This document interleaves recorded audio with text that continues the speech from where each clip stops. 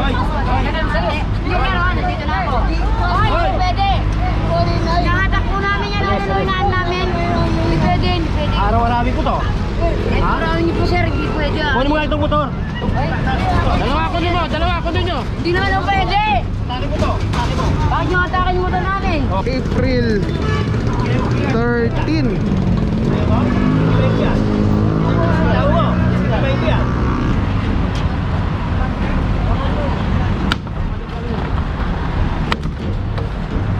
Dito yung may nang-hold up, dito yun.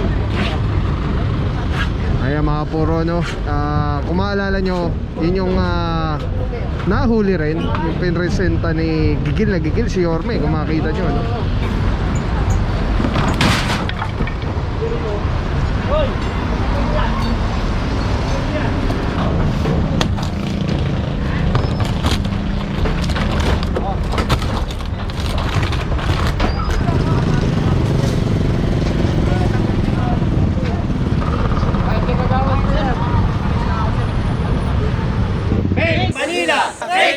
Purong pagmamahal.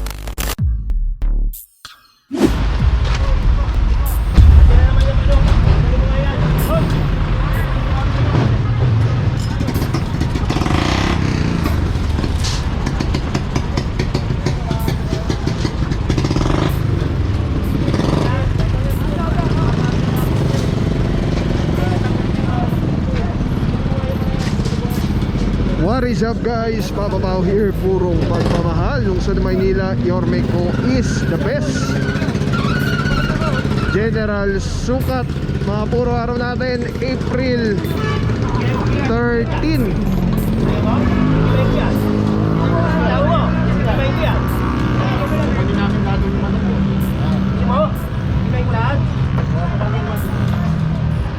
Sinabi ko na siya yung huwag kayo magmanok dito sa kali eh. Pinupugaran dito ng mga magnanakaw eh. Pinupugaran. Tanggalin mo nga yan. April 13, mga puro R10. General Sukat, Engineer Department, Flood Control 1, headed by Engineer Aliambao.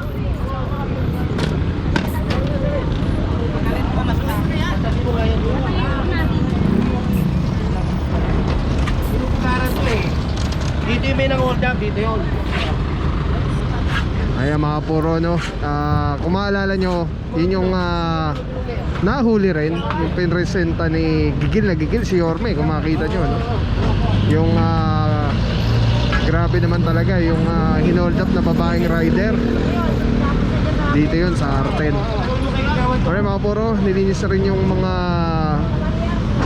lona dito, pero ito pinatanggal kasi mga tubig po laman na ito eh, kaya hindi makakumpiska kasi pagka in case of emergency mga sunog. Yun po yung purpose niyan. Ang problema dito mga puro, yung mga nakapark talaga ng mga motorsiklo, mga sakyan. Kaya lang wala po tayong kasamang MTPB. Kaya alam niyo naman yan na pagdating sa mga sasakyan, MTPB po ang nakakasakop dyan.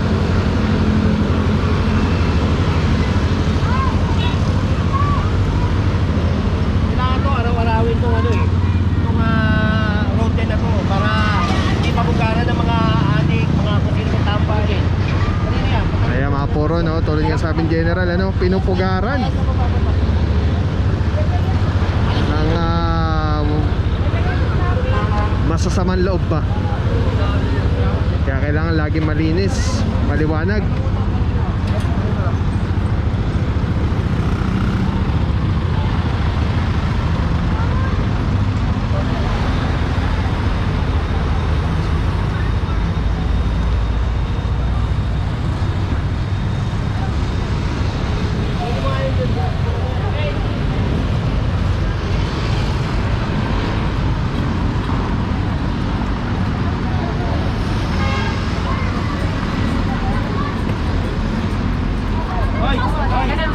Hindi pero nandito na ako. Hoy, pwede. Nakatak po namin yan ang inuunahan namin. Hindi pwede, hindi pwede. Araw-arawi ko to. Araw-araw niyo po sir, hindi pwede. Kunin mo nga itong motor. Dalawa ako ninyo. Hindi naman ang pwede. Tali mo to. Bakit nyo atakin yung motor namin? dalawa. Lagi kayo nandito eh. Motor, dalihan mo. Dalihan mo.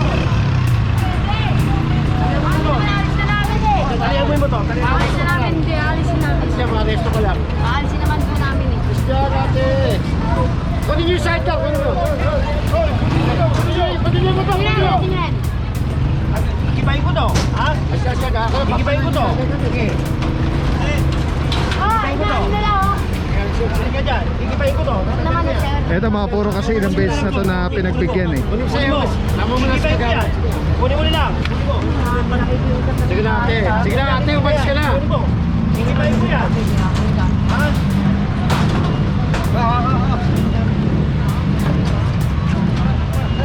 Gamit namin ah. Saka natin. Kalang.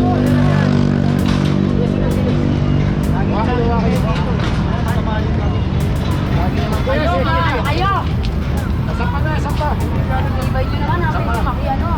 Sampa na, sampa. Sampa na.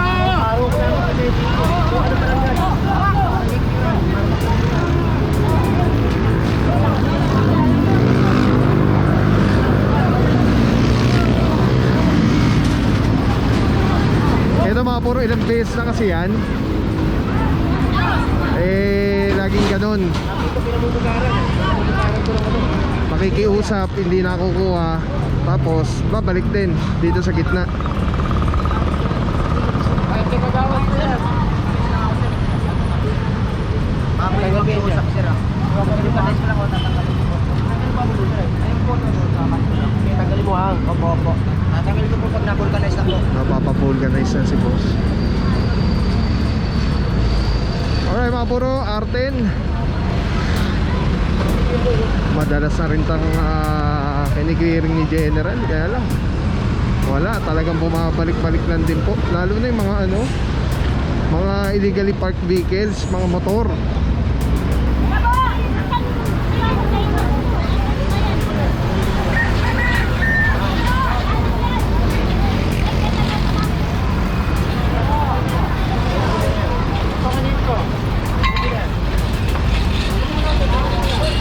Ulit lang nyo! Joel! Ayan! Ano ka kay Betang mo?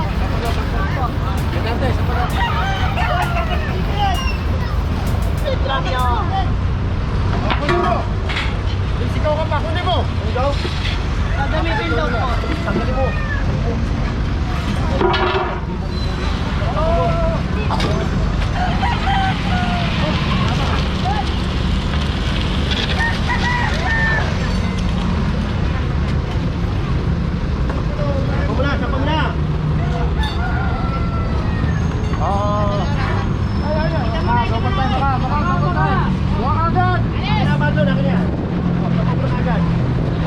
Wala na. Patayo, patayo. Patayo.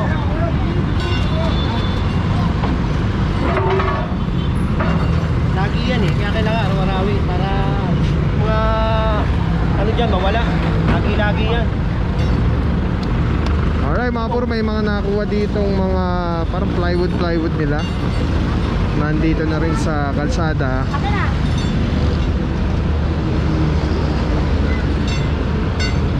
Dito naman ayun, mga ano rin eh, mga naglalaba sa mga tubig-tubig.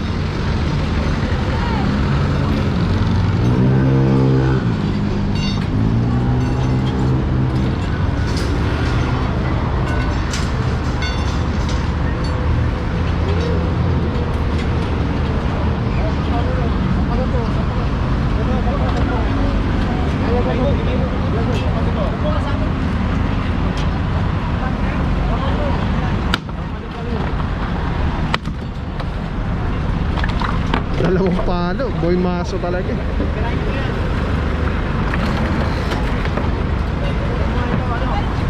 Ano ba ito? Ano to? Basura? Basura ba to?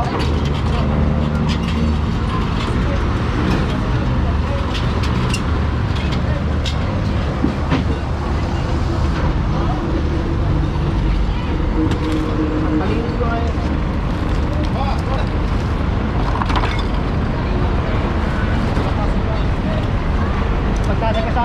Todas kayo dyan dyan. Sige. Kalye to eh, oh. Kalye. May lalaki pa naman ng mga truck, oh. Nasa kalsada na sila naglalab. Oo.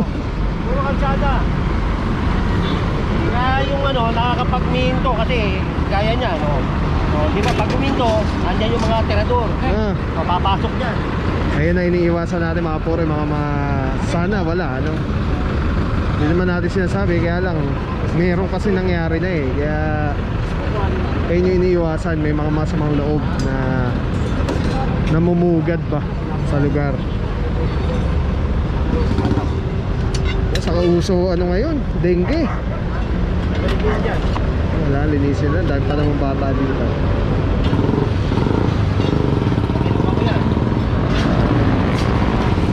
Ito, lagi na na. Sige na, lagi na na.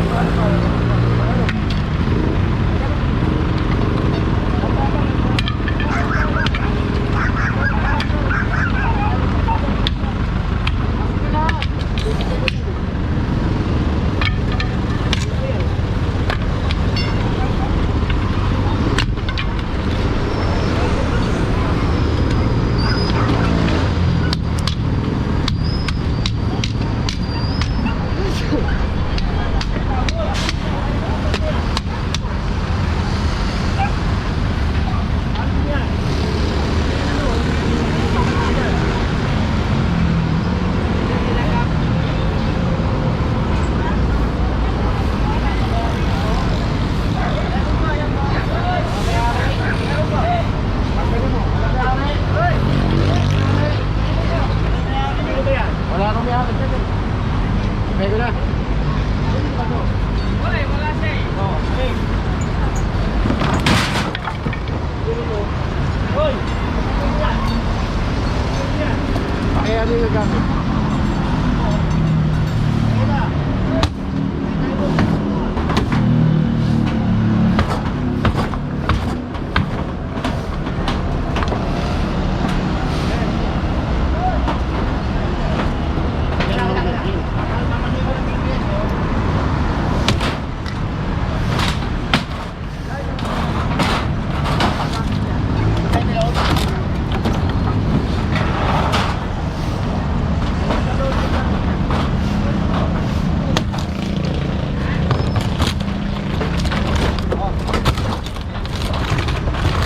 Oh, baba niyo yung gamit nila, oh.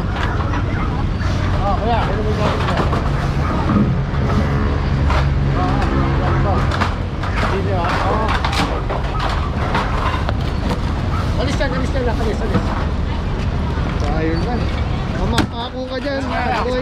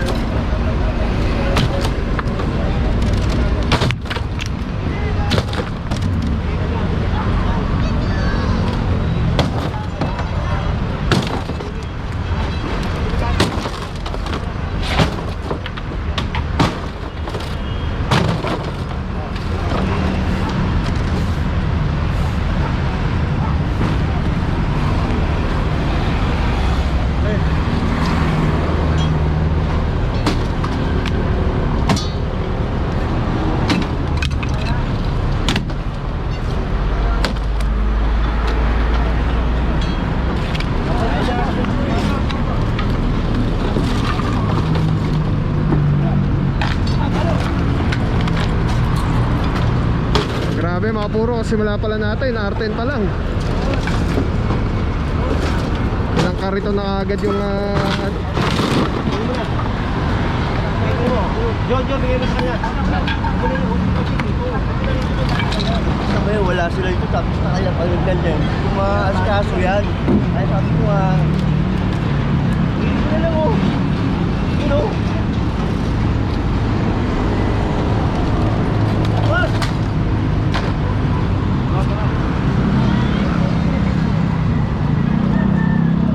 Sabi, gaano kaluwag yan, oh. Tingnan mo, gaano kaluwag.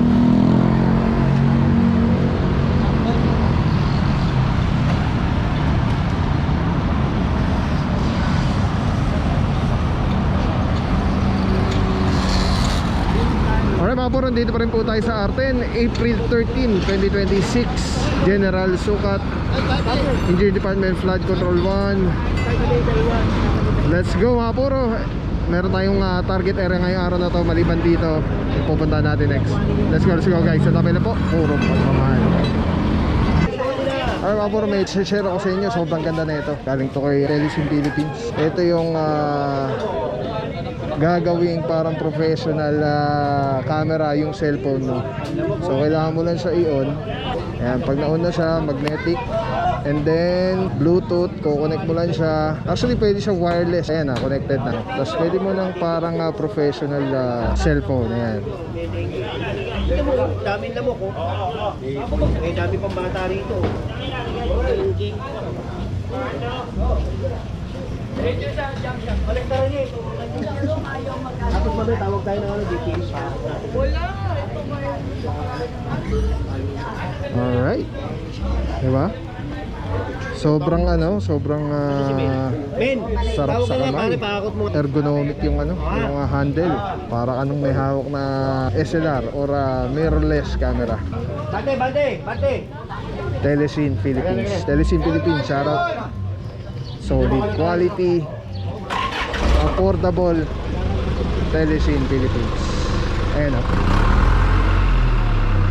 pag pinindot mo dito sa button, sa button, makawala na yung record, stop recording, magnet. Tapos mayroong ilaw. Solid. Telesim Philippines. Let's go guys. Purong pagmamahal.